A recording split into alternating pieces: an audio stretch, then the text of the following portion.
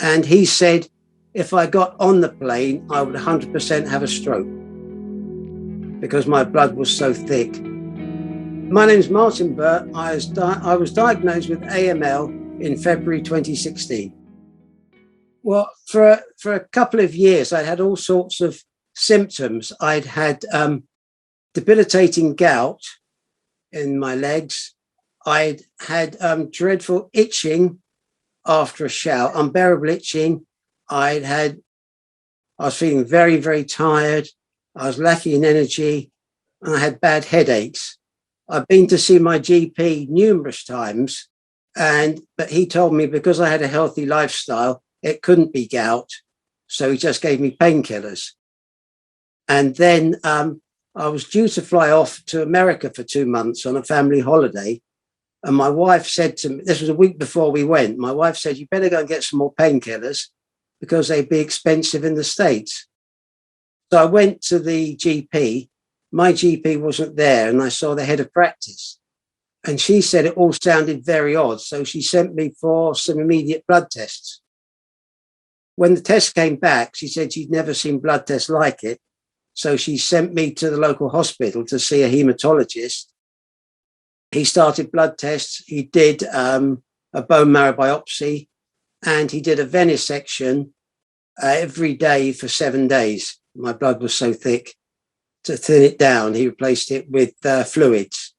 And after a few weeks, he told me I got polycythemia vera, which was a blood condition, which was not rare, but very, very unusual.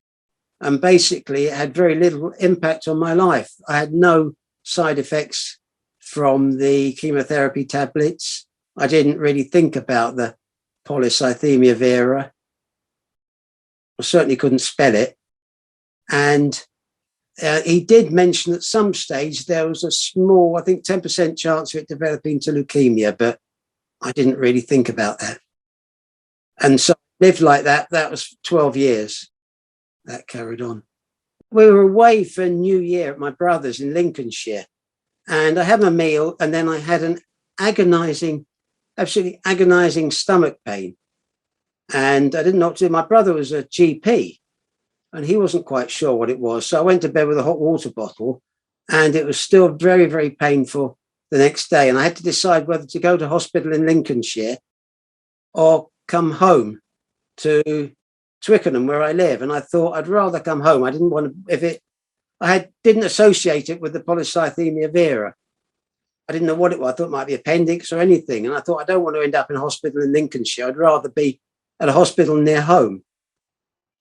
So my wife drove us home, and I went to the hospital where I was under the consultant, the hematologist, and they did various blood tests.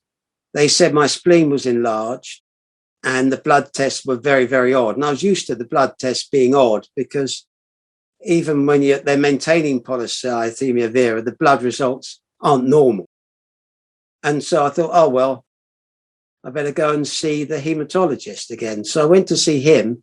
He took more blood tests. He said he'd never seen such odd results. He couldn't work out what was going on.